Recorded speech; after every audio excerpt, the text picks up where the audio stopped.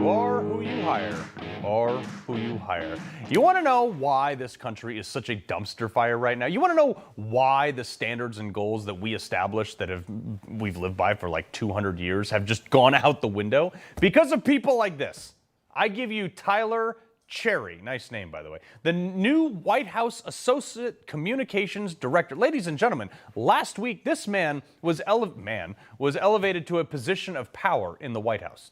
I have just two questions here. One, do you at home want your national message choreographed by that guy? And two, why was this person hired at all? And this is my litmus test with basically any employee of the government. Why was this guy the best candidate for this job, Joe Biden? I mean, same question, why was Sam Brinton the best candidate to manage nuclear waste for the United States of America before he was found to be stealing women's luggage out of airports? Why was Rachel Levine the best person suited for his, not her, his role in health? Considering while the Pennsylvania governor was like cramming people, elderly COVID-positive patients into nursing homes during COVID, this guy, Levine, pulled his mother out of one of those nursing homes. The same could be said about Karine Jean-Pierre, who hasn't answered a single question honestly in like her entire tenure. Are these the people that Joe Biden and his entire administration were talking about when they said this?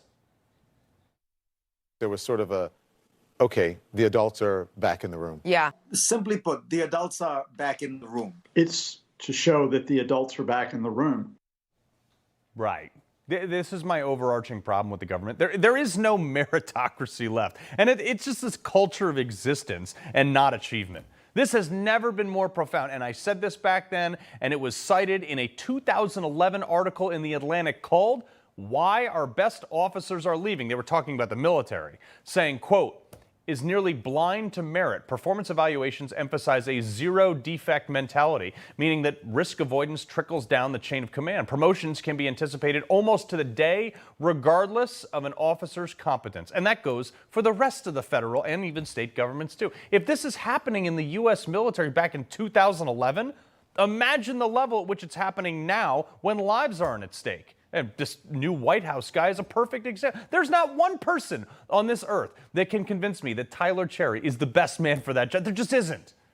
What was the benefit in hiring this guy? Let's look at his resume. Well, he spent 3.5 years at the Department of Interior since beginning of the Biden administration. Before that, he worked for the Arizona Democrat Party for 4 months. That's a really good track record there. Before that, he worked at SKD Knickerbocker. That's a political communication firm which, according to their website, states, "Our public affairs experts understand the intersection of press, politics, and policy. We help you communicate meaningfully to motivate your audiences." That sounds like a whole bunch of hogwash and nothing speak.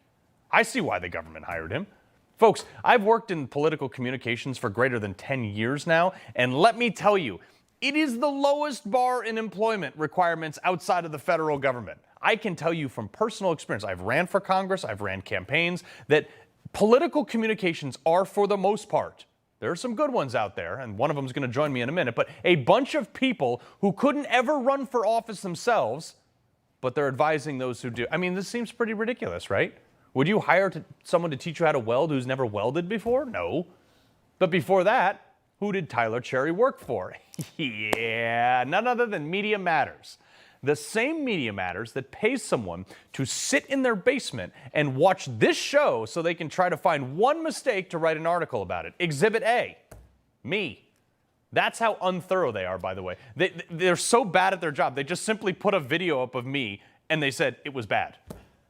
But there's another reason why Media Matters caught my attention. When I saw it on his resume, and this is deeply personal to me, and I'll explain why in just a second, but let's first look back at what Tyler's past tweets were. Police equals slave patrols. Voter IDs equal poll taxes. Abolish ICE. Cheersing in bars to ending the occupation of Palestine. Not so great, right? So bad, in fact, that he was forced to issue a non-apology. I guess you couldn't even call it an apology. On Sunday, he posted this on X. "Past social media posts from when I was younger do not reflect my current views, period."